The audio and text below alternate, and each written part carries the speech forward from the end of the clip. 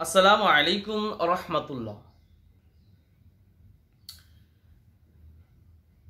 বুকে সাই সাই শব্দ ও ঘর ঘর শব্দ, যা ওয়াইজিং অ্যান্ড রিটলিং সাউন্ড অ্যান্ড চেস্ট, অর্থাৎ বাচ্চার বুকের ভিতরে ঘর ঘর শব্দ, সাই সাই শব্দ। দেখবেন বাচ্চা হওয়ার পরেই ঠান্ডা ভাব থাকে। নবজাতক শিশুর বুকে এবং শ্বাসনালীতে শ্লেষ্মা জমিয়া এবং এই প্রকার শব্দ হইয়া থাকে। এবং সাধারণত শুষ্ক শ্লেষ্মাই আপনার সাই সাই ও শ্লেষ্মা তরল হইলে ঘর ঘর শব্দ শুনিতে পাওয়া যায়।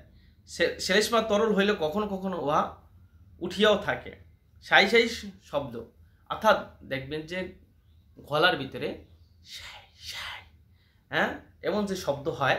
তাহলে আর সাথে যদি বমন ইচ্ছা থাকে, যে বাচ্চা বমি করে, তাহলে আপনি ব্যবহার করবেন ইপিকা 6 অথবা 30।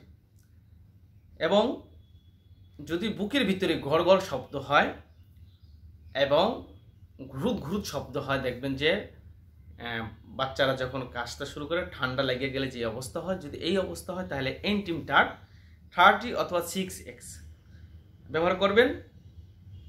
এবং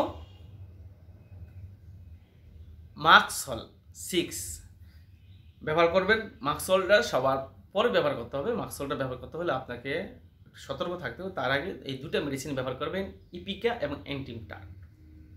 তার সাথে হলো, যদি দেখেন যে বাচ্চা খালি গড়গড় শব্দ করতেছে, কাশতে আছে, কাশতে কাশতে বুক ঝাঁঝা হয়ে গেছে, তাহলে ব্যারাইনিয়া 6 এবং সাথে পায়খানা কষা যদি থাকে, তাহলে ব্যারাইনিয়া অবশ্যই 6 ব্যবহার করবেন। কিভাবে ব্যবহার করবেন? যে 1 আউন্স পরিমাণ বানিয়ে আনবেন।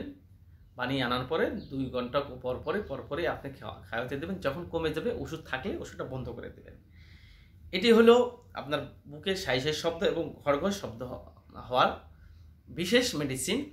যদি এরপরে যদি ভালো না হয়, অবশ্যই আপনার ডাক্তারের শরণাপন্ন হবেন, দেরি করবেন না। এই বলে বিদায় নিচ্ছি। আমা তৌফিক ইল্লা বিল্লাহ। আসসালামু আলাইকুম রহমতুল্লাহ।